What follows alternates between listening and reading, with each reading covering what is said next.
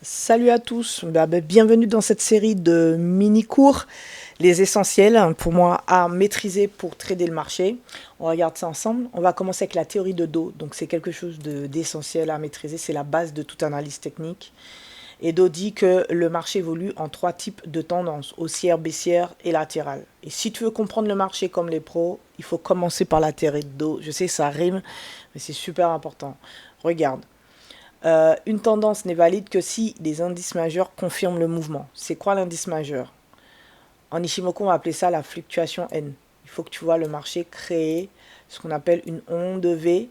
Donc là, il va venir faire un sommet. Ici, il va venir faire un creux.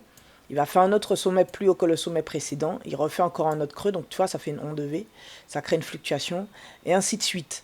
Donc quand c'est comme ça, tu es en tendance haussière. Et en plus, tu as le Kumo qui valide. C'est trop bien, d'accord? En tendance baissière, c'est la même chose. Tu vas voir le marché qui chute, qui va venir te créer des fluctuations. Donc en théorie de Don, on va te dire que tu viens faire des sommets de plus en plus bas et des creux de plus en plus bas. Et en plus de ça, tu as un Kumo vendeur qui valide. Ok? Et quand le marché ne bouge pas, c'est le troisième état de Do, c'est-à-dire que le marché est en latéralisation. Donc tu vas avoir un creux et un sommet. Et tu vas avoir un marché qui n'arrive ni à dépasser le sommet, le dernier sommet connu, ni à dépasser le dernier creux connu. Tu es en range. D'accord? Le marché ne bouge pas. Et on voit que ton Kumo, il est plutôt plat. Il a très peu d'extension et on ne sort pas du tout de ce marché. D'accord?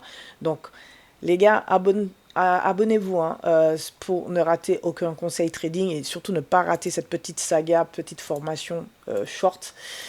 Là, aujourd'hui, on vient de parler de la théorie de Do. J'espère que ça vous a plu, que vous avez compris un peu les choses. Très important. La prochaine vidéo va concerner les FVG. Et je vais vous expliquer pourquoi on parle souvent de liquidité en liquidité, qu'on va de liquidité interne en liquidité externe. D'accord? Allez, à très vite.